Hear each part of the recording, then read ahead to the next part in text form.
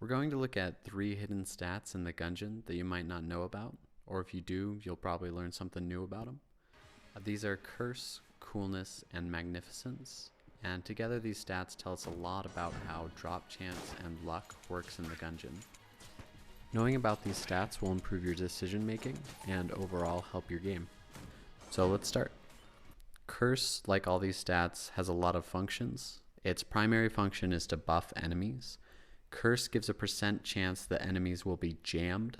These are the red enemies that have about 3 times the amount of health and deal double damage. They do, however, drop significantly more money, which can be helpful for elevator quests. Now you get cursed primarily by having a cursed item on your person. If you drop the item, you drop the curse. You can also obtain curse through various shop or shrine interactions. Now the rate at which you see cursed enemies rises exponentially for every other curse you receive. So for 1, 3, 5 curse and so on. At 7 curse, there's a 10% chance of enemies being jammed, capping at 50% at 10 curse. Bosses can also be jammed. They have 20% plus 100 extra health. You won't see a jammed boss until you have at least 7 curse though, where the chance is 20%, again capping at 50% at 10 curse. Curse also increases the likelihood of chests being mimics or having a fuse. For every curse, the chance of a mimic chest rises by 2.1%, and fused chests rise by 5%. So try to make sure you have a key on hand before entering a chest room so you don't lose an item to an exploding chest. Curse also negatively affects drop chances.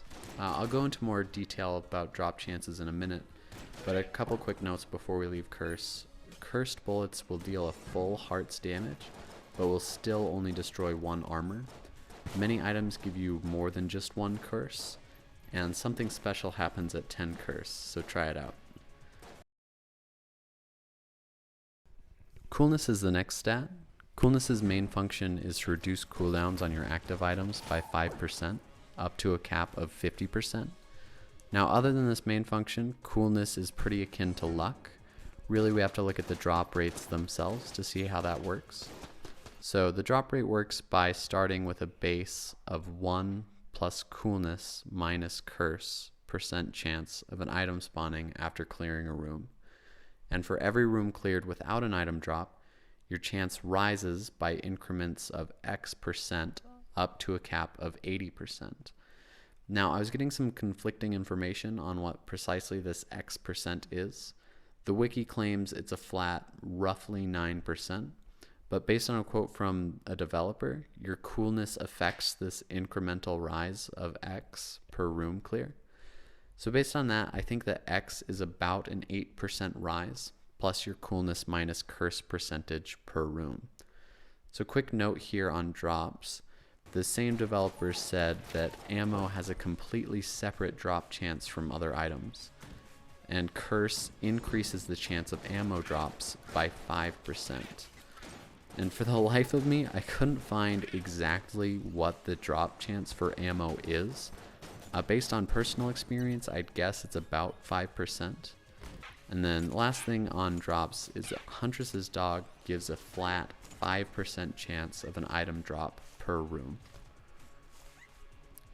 Now before I get to the last stat, I want to quickly explain one thing.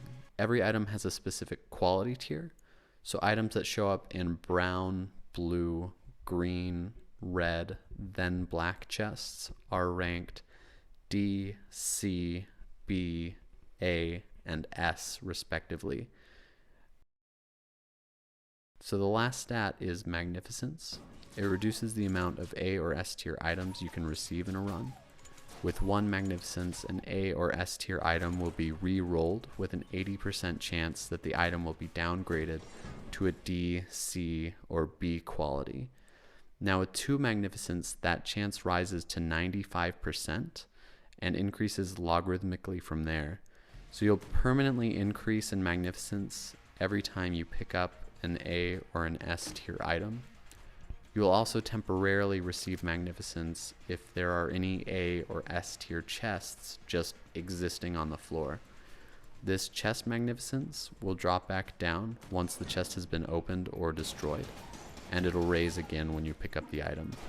What this means for you strategy wise is that if you dislike an A or an S tier item, then just don't pick it up. Also resolve any A or S tier chests before you enter any specialty shops, as they can sometimes have A or S tier items, or before you kill the boss.